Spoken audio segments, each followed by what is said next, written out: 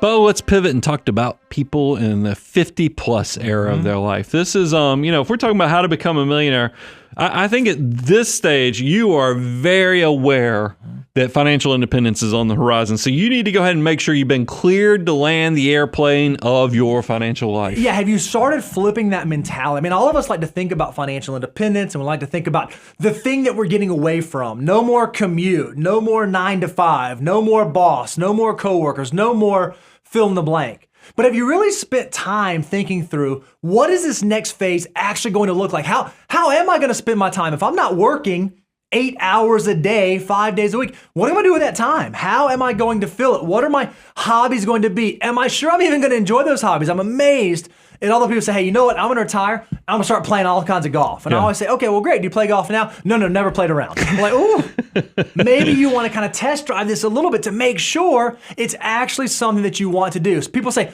oh, I want to travel. I want to see the world. Well, have you ever gone on an international trip? No, never done it. Oh, maybe you want to make sure you actually understand what it is you're retiring to, not just what you're retiring from. Well, also, everything you said there has a cost. Golf is not the cheapest thing in the world. Traveling is not the cheapest. So I want to make sure everybody is stress testing their plan to the life that they want to live and make sure you're actually in a good place with that. We do this for all of our clients. We have several resources for you here. You could go to Know Your Number if you go to learn.moneyguy.com, or you could get to the point, because probably by your 50s, you are getting to the point where the resources are getting close to 7 figures. It'd be nice if you could measure twice, cut once, because you're on your first retirement. We've had many retirements.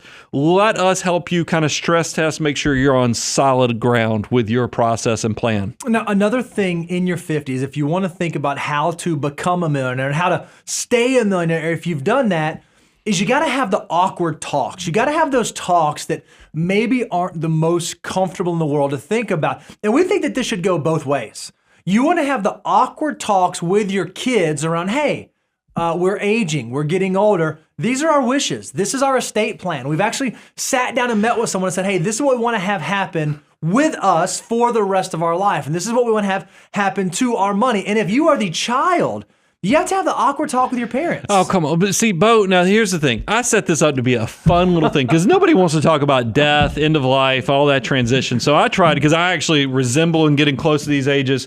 So I said, hey, when we said awkward talks, I was picking and I was making fun of the fact that, look, when you have young children that are now turning, you have to have the birds and the bees. You have to have the birds and the bees. That's an awkward talk. I was making a joke out of the fact that you also, besides that awkward talk, you've got to have the awkward talk about, what's the next stage of life? What do I have? What are expectations? So make sure the communication is going back and forth. Way to play it solemn instead of giving me the edge to have a little fun so we can take the edge off of an awkward conversation. Well, it's important because these are not easy conversations. These are not fun conversations. And it's difficult enough for us to think about having them with our children. It's also difficult to think about having them with our parents, but they matter.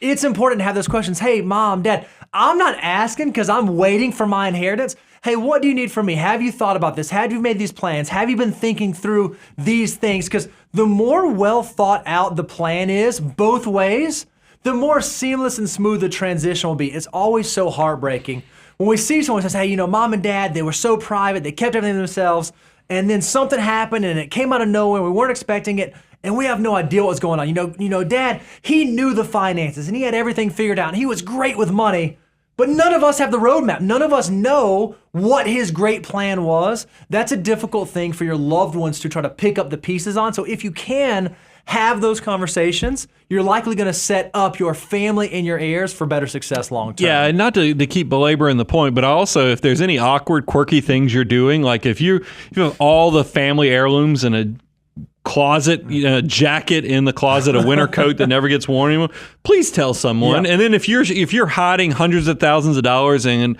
the curtain rods in your house, don't be doing that. Please tell someone about that too, because we've actually seen this type of stuff, and that's why I would encourage you. Now, look, if you're the 50 something and you have a parent that's in their late 70s, early 80s. Go ahead and have those conversations, just like Bo said, because we have seen those type of things too, where if you're not questioning and asking things, you could see some really quirky things that are going on later in life. And then the other thing that you should recognize in your 50s, if you really want to be a millionaire, you want to be a true financially independent millionaire, debt should be a memory. Yeah. It should be a thing of the past. I mean, you should even be thinking through, like, if you have kids and they have student loans, that should kind of be on them, because Brian, what is it you always say? You always say, you cannot be financially independent if you are financially encumbered. Those two don't go together. Well, I mean, any type of debt is an obligation. It's an encumbrance, and you're trying to build financial independence. How can you say you are independent if you actually have something that's encumbering that freedom? So this is why I say you're not truly financially independent unless you don't owe anybody any money. And that's where I struggle in this higher interest rate environment, is because, I want to have my house completely paid off, but it's so hard with a 2.5% mortgage rate. So I'm now keeping the cash reserves. And then if rates ever go back down below, because I'm making like 5% on my cash, I will be walking away from all of my debt and saying goodbye forever. All right, let's talk about our millionaire math, because in the 50s, this is really spot check land. So if you are 50 and you've accumulated at least $351,000, that would suggest that a conservative rate of return, you are likely on your way to millionaire status by the time you get to 65.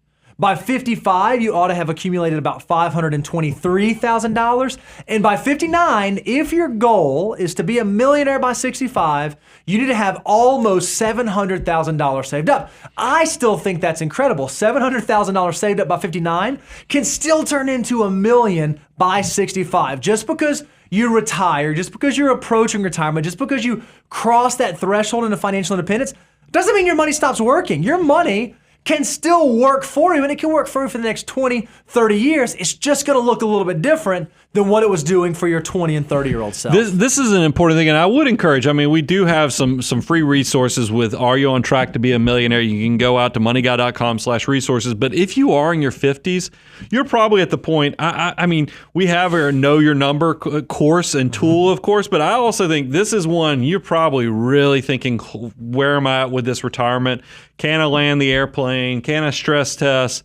Consider taking the relationship to the next level, because it would be worth it so you don't walk through this not knowing if this threshold is a healthy transition or if I really need to be playing catch up and making some hard decisions.